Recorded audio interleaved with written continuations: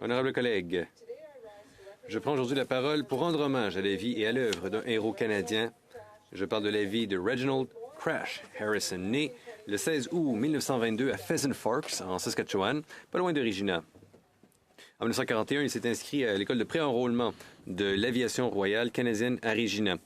Et en l'été 1943, Reg et son ami Buddy Holloway ont traversé l'Atlantique pour se rendre en Angleterre. Chaque fois que Buddy écrivait à sa fiancée, Jean, qui était restée au pays, il demandait à Reg d'acheter quelque chose à la fin de la lettre, parce qu'il dit « On sait jamais, tu la rencontreras peut-être un jour ». Une fois sur place, Reg a rejoint le 431e escadron de l'aviation royale, où il pilotait des bombardiers Halifax. Il a effectué 19 missions au total, affrontant les chasseurs ennemis et risquant constamment sa vie. Il a perdu des amis, dont son grand ami, Buddy. Lors d'un voyage fatidique le 15 mars 1944, une bombe n'a pas été larguée pendant une mission en France et a explosé après l'atterrissage, tuant ce faisant 2 membres de son équipage. Reg, pour sa part, a subi de graves brûlures. Il a passé 10 semaines à l'hôpital pour grand brûlé d'East Grinstead, où des chirurgies plastiques expérimentales furent mises au point et dont les patients ont rejoint le Guinea Pig Club, le club des cobayes. Il s'agissait d'un réseau de soutien mutuel pour un groupe courageux d'aviateurs qui avait survécu à des blessures horribles et subi ses premières greffes de la peau. Le club organisait des réunions chaque 2 ans, réunions auxquelles Reg a participé jusqu'à l'an 2000.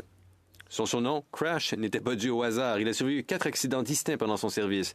Chaque fois qu'il avait survécu, cela témoignait de sa résilience et du destin qui lui souriait. Après son 4e accident, Reg se souvient d'une rencontre avec le commandant de l'escadron qui lui dit « Eh bien, Crash, tu as trompé la grande faucheuse à 4 reprises. J'ai le sentiment que tu n'auras pas cette chance une 5e fois, alors je vais t'examiner et te renvoyer chez toi. » De retour chez lui, Crash est retourné à la recherche de Jean. Hein? Rappelez-vous d'elle, la fiancée de son ami Buddy, qui était décédée. Il avait prévu de rester 2 jours chez elle. Il est resté 4 jours. Reg retourné en Saskatchewan et trouva un emploi à l'administration des terres des anciens combattants en novembre 1945. Il continue à correspondre avec Jean. Il allait lui rendre visite à Ottawa l'été suivant.